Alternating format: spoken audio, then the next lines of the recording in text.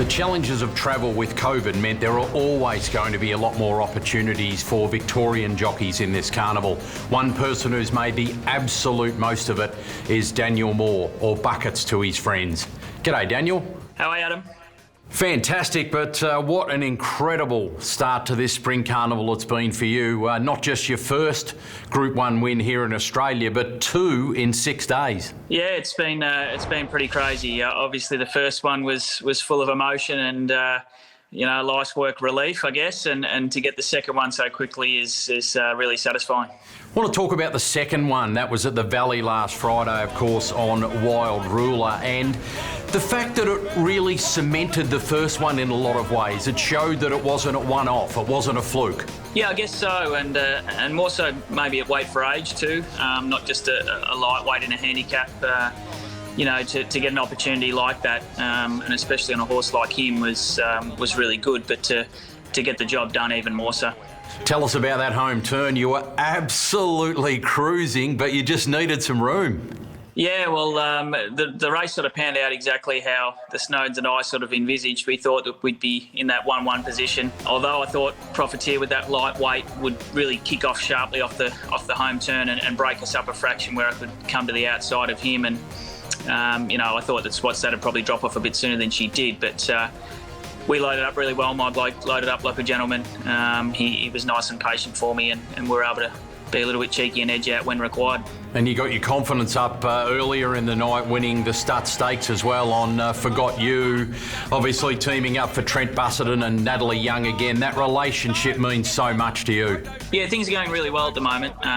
Not many complaints out of that barn for us at the moment. Things are progressing really nicely. Our 3-year-olds are coming to hand as we expected.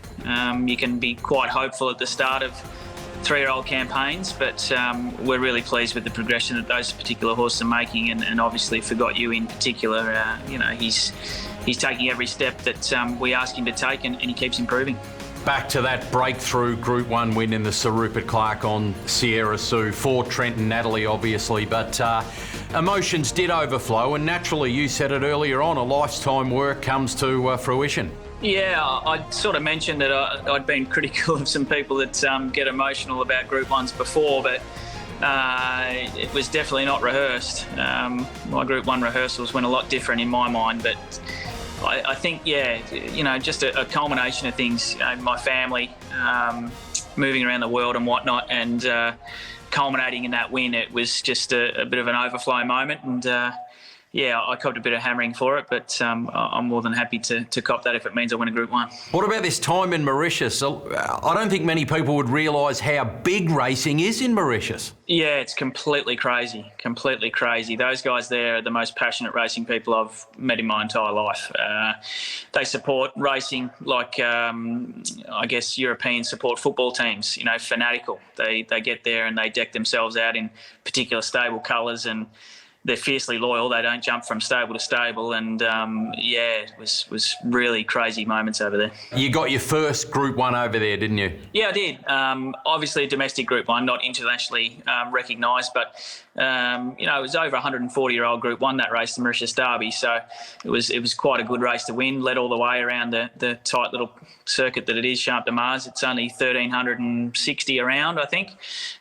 So she's a tight little circuit. So we led all the way and shot away to the finish, and it was great. Lauren and Jack and Penelope were on course, so that was even more satisfying. Absolutely. Now tell us about the nickname Buckets. Where does that come from? Yeah, my first boss, boss in Melbourne, Ray Lawson, as you know, Adam, one of the most hardest taskmasters put on the face of the planet.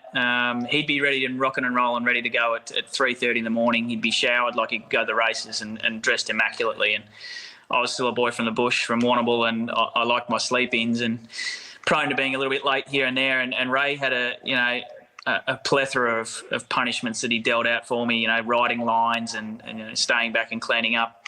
Anyway, the final ultimate punishment he could come up with to try and embarrass me, I guess, was to sit on a bucket out the front of the stables for the whole morning, counting the horses as they went past. And I soon worked out that if I got to work 5 or 10 minutes late, I didn't have to ride track work all morning. So I spent a few days on that bucket. You got a lot more to look forward to in this spring, coming up on Saturday as well. Young Werter in the Turnbull. Can you bring down Incentivise? Oh, look, I think we'd be hopeful more than confident there. Obviously, young Werter's got quite a long preparation ahead of him if he's to head on a Cups path. Once he gets up to those handicaps and those pet distances of his, I think we'll see the best of him. Well, it's been an incredible start to the spring. You have, I think, captured everyone's imagination with what you've achieved so far, and success breeds opportunities. Best of luck over the next month or so. Good on you. Thanks very much for your support and everyone's support out there. It's much appreciated.